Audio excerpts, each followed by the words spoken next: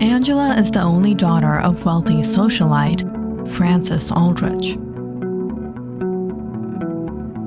She grew up on a large estate in Connecticut.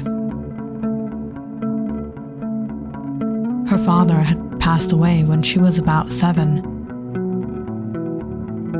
But Angela received a lot of love and care, not only from her mother, but from everyone in the community, as the Aldriches were very influential. But growing up, Angela was a little fed up with all the traditions, the do's and don'ts. Her mother wanted to raise her in such a way that no one would be able to take advantage of her little girl, just as people tried to take advantage of her after her husband passed away.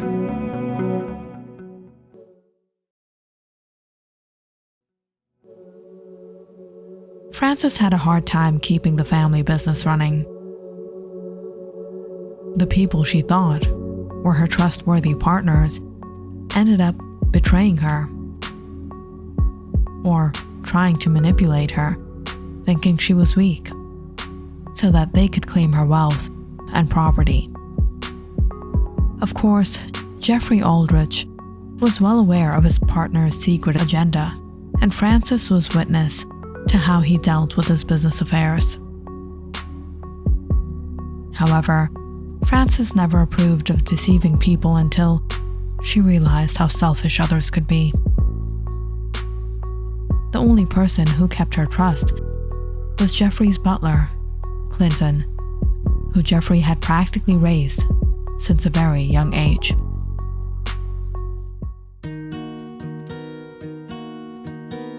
For this reason, Frances was quite strict with her daughter all the time. Angela was eager for the time she would finally turn 18. She wanted to leave the house and see the world for herself. When the time came, she convinced her mother to let her go to New York to study. After much convincing, Angela's mother agreed. Angela was having the time of her life after getting enrolled at the SA University. She finally made friends that her parents had always put restrictions on. Meanwhile, Frances was still sending her daughter a lot of cash so she could live a lavish life while she studied in New York. Angela had rented a nice loft. She was spending all she wanted. She was going wherever she wanted and doing whatever she wanted. And it was in all this she met Edward. Edward was a senior at the university, and they happened to meet at a mutual theater class. With so much in common, it didn't take long for the two to fall for each other. Before long, a year passed by, and after Edward graduated, he wasted no time in proposing to Angela, who cheerfully accepted. Edward soon moved into Angela's loft, where the two started their married life together. All in the while, Angela's mother was completely oblivious of what had happened. Feeling a little guilty, Angela wanted Edward to meet her mother and sort things out with her.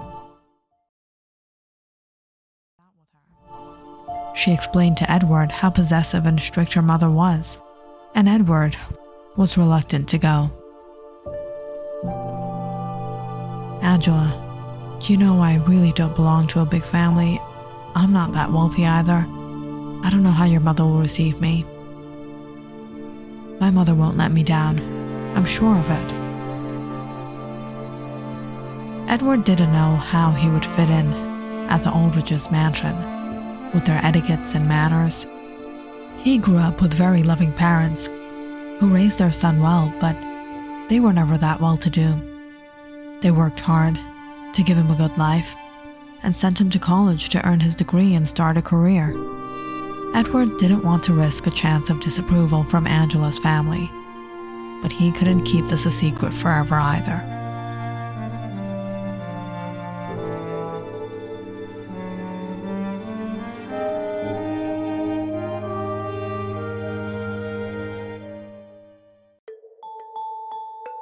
My mother is a businesswoman. If you want to impress her, you have to talk business with her. You see, when my father was alive, she hated getting involved, but over the years, I've seen her use the room my father used to use quite a lot. What room? The house is full of secrets. Even I don't know. There's a secret room on the 3rd floor. My father used to have keys, and now it's with my mother. The left wing on the 2nd floor was kept for work purposes, and we used to live on the 1st and the other half of the 2nd. They never told anyone what was behind that top secret door, and I was far from going near it. Who knows what they have in there? I always imagined it was a safe or something. I'll only know when my mother passes on the key to me. Interesting.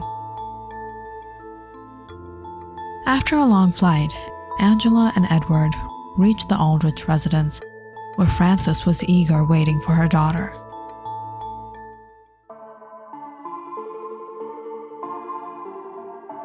But when she saw Edward, she wasn't too happy. "Mother, this is Edward, my husband." "Husband? You got married without letting me know? Can we talk about this later, Mother?" "Hello, I'm Edward Becker." Frances Aldrich. That night, at the dining table, the three conversed on how things were. Angela spoke about how she first met Edward and the day they got married. The look on Frances's face changed when she listened to Angela speak. Edward tried to change the topic and spoke on other things like his ambitions and goals in life. He tried his best to give a good first impression, but Frances wasn't too pleased with what her daughter had done. When it was time for everyone to head off to bed, Angela showed Edward around the house. The house was indeed huge. "If I had known you belonged to such a wealthy family, I would have never proposed to you." "What are you saying, Edward? My mother has gotten into your head, hasn't she?" "Not just your mother. Everyone is thinking the same thing. I'm taking advantage of you." "Does it matter what others think? All that matters is that we love each other." Angela finally came upon the locked door. She put her ear to the door and tried to listen. There was nothing but silence. This is the secret room. Have you ever tried opening it? My parents have always heavily guarded it. It's probably the safe for some important paperwork. I mean, what else could it be? The only time I've seen my mother bring the keys out is when one of her business partners would come over. "Clinton, get everything prepared for the room."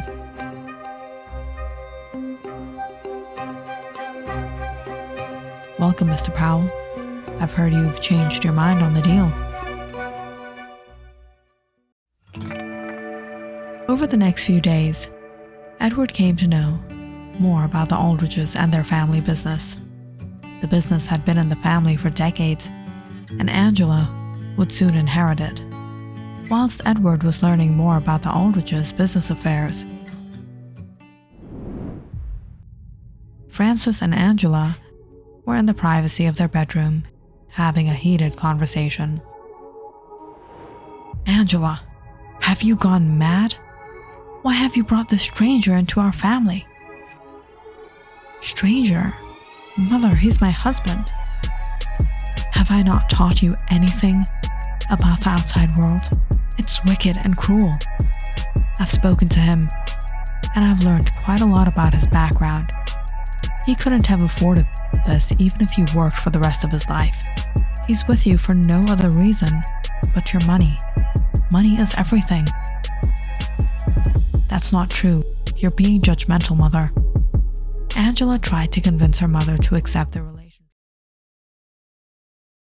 to accept their relationship. But Frances was persistently stubborn. After about 2 weeks, it was time for Edward to return home for work. Angela had planned to return to California with him. But on the request of her mother, she stayed back at the Aldrich residence for a week or more. As soon as Edward drove out of the driveway, Frances turned to Angela. "You're not returning to California.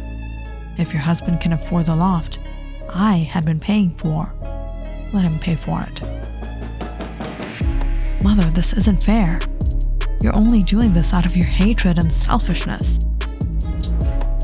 "I'm only keeping you safe. You're too young to see through the schemes of others. Edward Becker is nothing but selfish, greedy individual." Over the next few months, Angela tried her best to convince her mother, but it was all of no use. Her mother had seized all her electronics, and Angela could find no way of contacting Edward. "Why don't you just divorce the girl, man? You're wasting your life." No, her mother's not going to live forever. At least after that, I'll get what I want.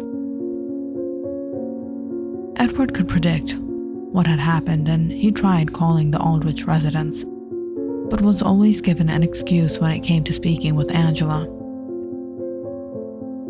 Edward had attempted to go to the Aldrich's house, but the security guards didn't let him pass the front gate. He even went to the police, but they wouldn't assist him against Frances Aldrich. At last, Edward gave up to sending letters.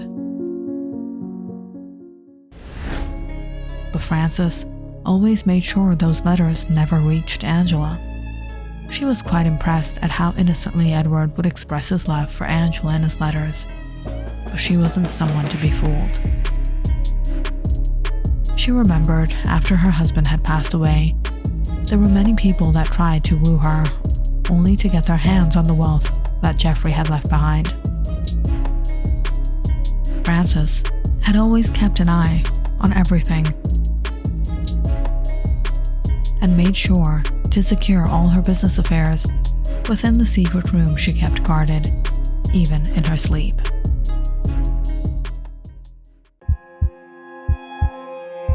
But Angela, she couldn't bear the emotional trauma she was going through. She had to do something. She had to do something that would break her mother's stubbornness. So one night, Angela took some pills and went to bed, intending only to scare her mother. "Miss Aldrich, you have visitors." "Are they here for the deal?" "Yes, Miss Aldrich."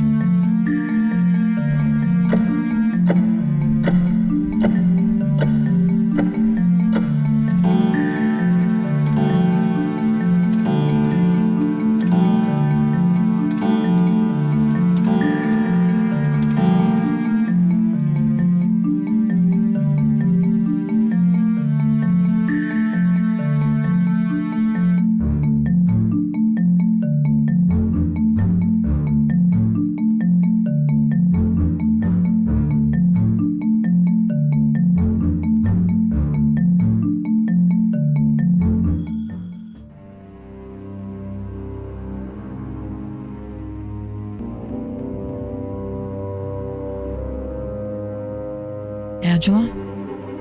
Angela?"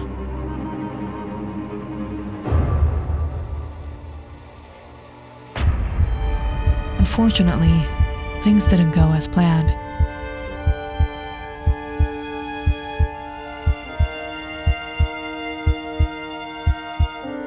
Frances was heartbroken. After seeing her daughter for the last time at her funeral, Frances came back home and took out all the letters that Edward had sent. Numerous thoughts ran through her mind. Frances called Edward to the Aldrich residence, where she planned to hand down Angela's inheritance to him. Clinton, get everything prepared for the room.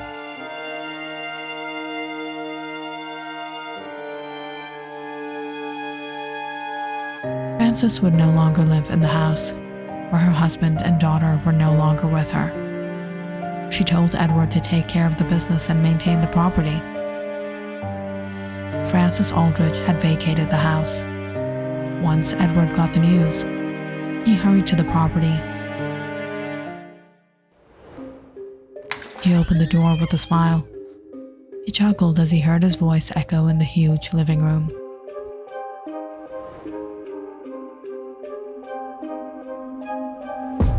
Bro, guess the good news.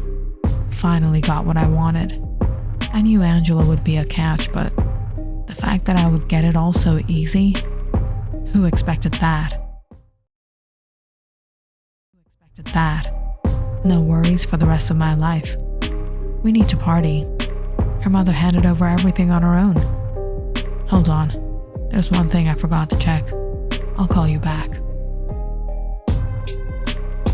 Edward laughed as he went upstairs. He had only one wish at the moment, to open the locked door. He fiddled with the keys and tried each of them on the lock, until he finally hit the right combination. He opened the door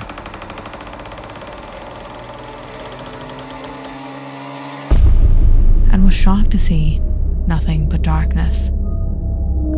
Suddenly, he heard a voice. He turned to see it was Frances. Before he could say anything, Frances pushed him into the room. And the devastating truth dawned on Edward. It wasn't a room.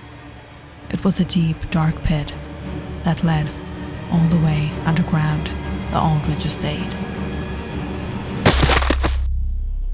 Edward woke up in the small, dark room. He realized he was with some other men. They were all dressed in suits. What just happened? What is this place? How do I get out of here? And who are you? One of the men spoke out and pointed. You don't know what this place is? Look over there. Edward saw something that shook his core.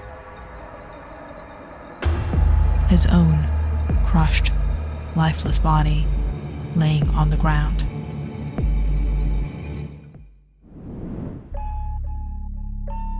Frances waited to hear the thud of Edward's lifeless body. This is what you get for trying to take advantage of my daughter. I never let men like you get away. I'm sorry, Mom.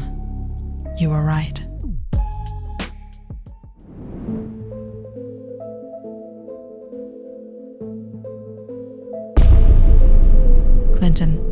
Clinton, call for help right now. You're very lucky, Miss Aldrich. If she had gone just a while longer, she could have lost her life. Angela had survived that day, but her mother was devastated by her actions. Why, Angela? Why would you do this? I love him, Mom.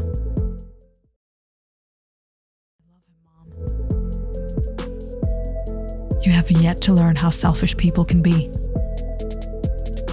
Why can't you trust anyone? I'll show you.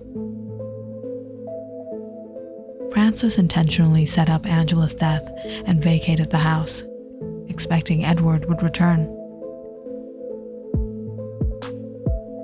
And as she expected, Edward did show his true colors. Now you can have what you want. Enjoy your stay with the rest of the rivals of the Aldrich family. Frances handed the keys to Clinton. Did you prepare everything, Clinton? Yes, madame.